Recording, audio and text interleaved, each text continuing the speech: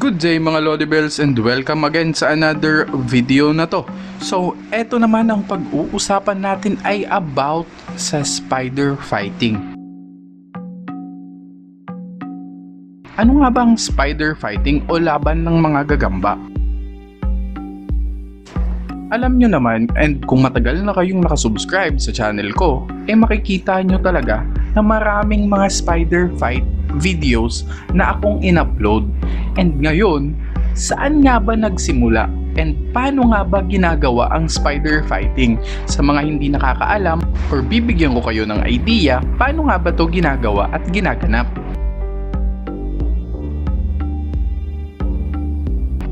Pilipinas, sobrang daming mahilig ng gagamba dahil kinalakihan nga natin ito at ating nga itong isang tradisyon. Simula bata pa lang tayo talagang nilalaro na natin to. Naghahanap tayo ng mga gagamba and naglalaban-laban sa mga kaibigan. Lalong-lalo na usong-uso ito doon sa mga probinsya.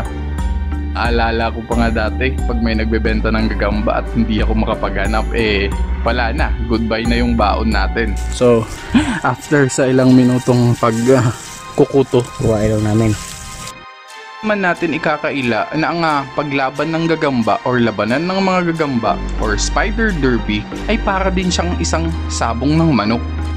Karong ito ay talagang sikat na sikat sa mga probinsya, lalong-lalo na sa Mindanao, Cebu at saka Visayas region. Pumunta muna tayo kung paano nga ba ito hinahanap.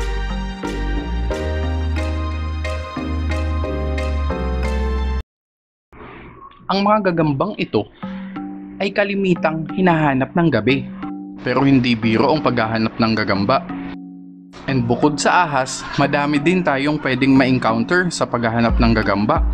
Minsan nga ilang beses na kami hinabol ng baka dahil sa paghahanap ng gagamba. Kasi ito nga talagang ang dami talaga dito. Sulit naman din yung binahin namin para dito sa spider hunt na to. Yan. Din yung mga may-ari ng mga lupa, yung mga may mga manukan na minsan pinagkakamalang magnanakaw yung mga naghahanap ng gagamba sa gabi. Babalakin nyo namang maghanap ng umaga, medyo mahirap nga lang, pero ito yung pinakamasayang part kasi may thrill ang paghahanap ng gagamba sa umaga.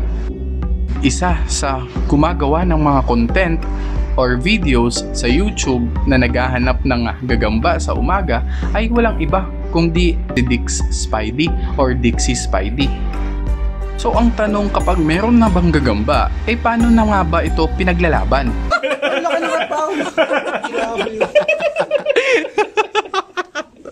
Okay, so abangan nyo sa next week, ganun ulit ang gagawin niya.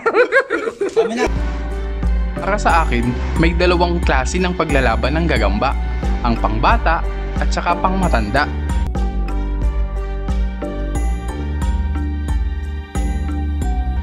Unahin muna natin yung pangbata kasi medyo bata din ako.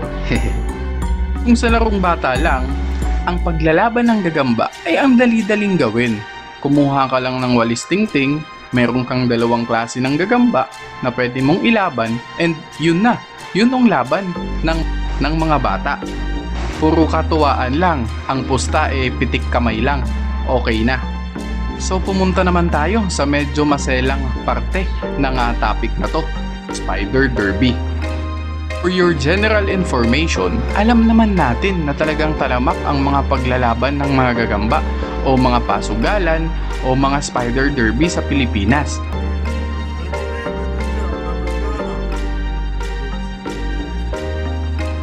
Pero nakahiligan to ng maraming tao. Ito ang alternative nila sa sabong. Na din tayong nabalitaan about sa mga nahuli ng mga nagsusugal ng gagamba. Madaming tao na mahilig sa gagamba ang gustong illegal ang paglalaban nito, katulad ng sabong. Ito'y sariling opinyon ko lamang. Medyo mahihirapan ata tayo na maging legal ang ganitong klaseng labanan or ang spider derby dito sa Pilipinas. Mas bate daw, mas bate. Okay, and ito naman, Web Jace. And eto yung Jensen, yung gagamba niya. Okay, ito yung gagamba niya. Kaya ako, nag-e-enjoy na lang ako sa paghahanap ng mga gagamba. Conditioning.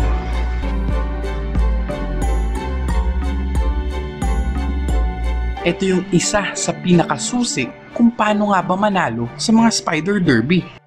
Ano nga ba ang iba't ibang klaseng conditioning para manalo sa Spider Derby? Ito nyo makikita yung rason kung bakit nila pinupustahan ng malaki ang mga gagamba nila. Dahil nga naman sa hirap ng conditioning nito. Ito ang mga iilan-ilan na alam ko about conditioning. Una, kailangan mo tong i-exercise. Kailangan mong pababain and paakyatin sa sapot yung gagamba mo para lumakas siya. May mga iba na naniniwala sa pagpapahamog ng gagamba. Ilagay mo siya sa isang pahamugan and papahamugan mo siya pagdating ng gabi hanggang madaling araw. And ipapasok mo siya pag medyo may araw na. Iba din na nagpapaaraw ng gagamba, binibilad ang mga gagamba ng ilang minuto para daw ito maging isang lakad bangaw. Totoo nga ba ito? After mong mapahamugan, mapaarawan, and ma-exercise, well, it's time naman para maligo yung gagamba. And may mga naniniwala din sa conditioning na to. O kung maitatanong nyo, ano nga ba talaga bukod sa conditioning ang susi para manalo sa Spider Derby? Based on my experience and sa mga nakita ko sa mga Spider Derby, well, isang kalamangan nga naman kapag meron kang spider load na tinatawag. Isang halo-halong mga gamot na inimbento ng mga magigiting nating maglalaban. Tumakas yung gagamba at hindi madaling mamatay. Ito ay tinatawag na load. Daming iba't ibang klaseng load dito sa industry ng paggagamba. Yung iba, nakita kong epektibo, yung iba naman, basta makagawa lang, pwede na and binibenta na nila. Kaisipin nyo na dito lang sa Pilipinas ang labanan ng gagamba. Nagkakamali kayo dahil sa Japan, Singapore, and United States, uso din yung gagamba. Pero sa Amerika naman, ginaganap to sa kulungan sa Florida. And sa Singapore naman, ang nilalaban nila ay yung jumping spider.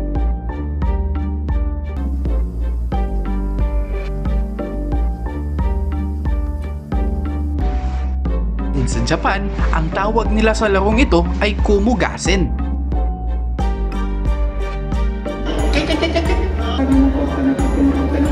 Naganap ang larong labanan ng gagamba sa Japan sa Kaijiki, Kagoshima, Japan.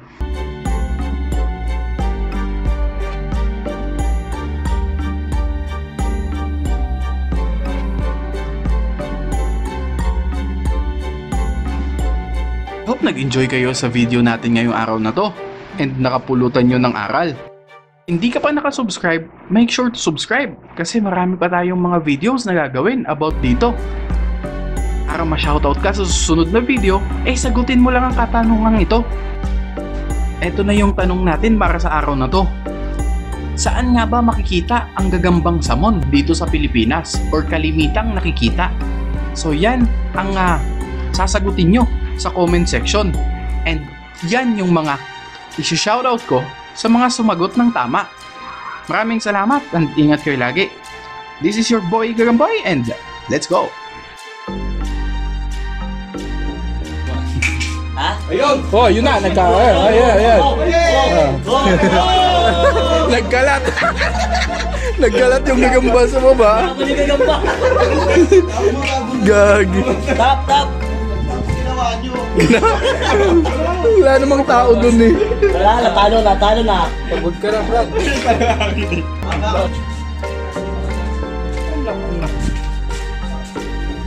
Game.